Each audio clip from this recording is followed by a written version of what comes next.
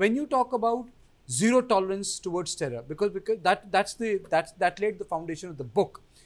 What I want to know from you is, since you said 10 initiatives of Home Minister Amit Shah, how do you sum up his initiative? I really don't want to get into that 10 initiative, but how do you sum up how Amit Shah made the difference? No, I would say there were 10 important, points in this journey of Home Minister Amit Shah. My sense is that post the abrogation of Article 370, the confidence that we could go after, this government could go after, seemingly insurmountable problems was building up. So, in fact, when Article 370 was successfully abrogated, that gave the government the confidence that it could also go after Naxalism. Unfortunately, 6 months after the abrogation of Article 370, COVID pandemic set in, and for the next 2 years, many of the initiatives were put on hold. But around 2022 mid is when the Home Minister had decided that it is time to end the menace. So, the first important thing was to bring in a synergy between different intelligence groups and different security apparatuses which were going after the Naxals in different states. As you are aware, this problem extended up to more than 100 districts, in fact.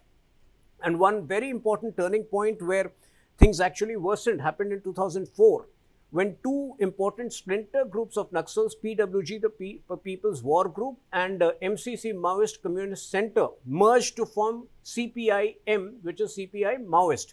Now, there's a difference between CPIM Maoist and CPIM Marxist. Many people confuse that. CPIM Marxist still, has been fighting elections and has been supposedly following the democratic process. But in terms of thought process, if you see D. Raja supporting the Naxals, there is very little difference in terms of mindset. So, it required seamless coordination by the Home Minister across these 5 afflicted states to make sure that every state was on the same page, because not all states had a BJP government. But yes, towards the end, if you see, Telangana also showed the same, the same determination. And in fact, the last few commanders or dreaded commanders of the Naxal movement were finally neutralized, or finally they surrendered in Telangana.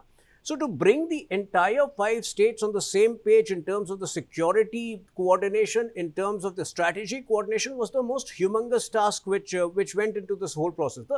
Another important point was the need for rehabilitation, and a very, very, foolproof rehabilitation plan, because a terror ideology invariably does not die. We have seen that in the case of Simi. Simi was banned by the Vajpayee government in 2002. But subsequently, it either reinvented itself as Indian Mujahideen or as PFI. So it is very important. It was very important for the Home Minister to ensure that, the rehabilitation plans were in place. And that is why simultaneously the developmental plans for some of the worst districts were put in place. Okay, what's your personal opinion? Because this really fascinates me.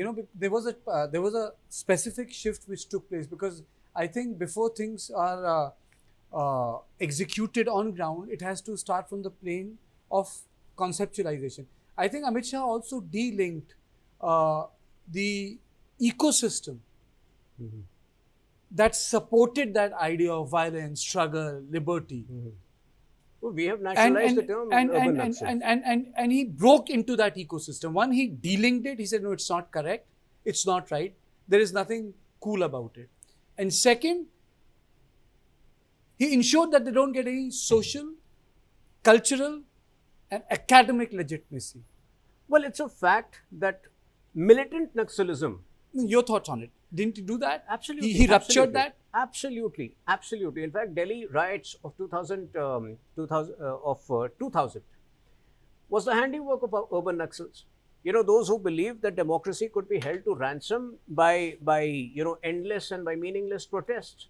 Those who felt that by this seemingly, those who felt that the mobocracy could prevail over the laws passed by Parliament. So yes, it was very important for Home Minister to segregate urban Naxalism from militant Naxalism, while militant Naxalism has been met with either brutality or rehabilitation plans. We also are following a zero tolerance approach towards urban Naxal mindset within the ambit of law.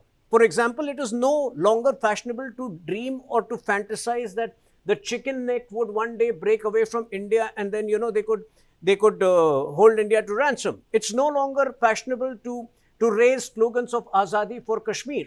But yes, it's also a fact that in 2016, the present leader of opposition, Rahul Gandhi, normalized these slogans by going to JNU when Umar Khalid was raising these slogans. So our fight, on the one hand, has been against militant Naxalism, but it's a fact that if militant Naxalism sustained itself for 49 years, it was only because of the oxygen provided by urban Naxals. And the urban Naxal ecosystem is something which we will be dealing with within the ambit of law as decisively. But I think there is also, your book is very, very detailed in terms of outlaying what has happened, the shift which took place from 2014, the purpose and resolve which Amit Shah demonstrated, Salva Judum, which very few people understand, the complexity of that movement. The matter went to the Supreme Court of India also, Operation Kagar, the end game begins. It's a very nicely, or I would say neatly written book. But what really intrigues me is that in last 20 years, because of Islamic terrorism, people talk less about the Red Corridor.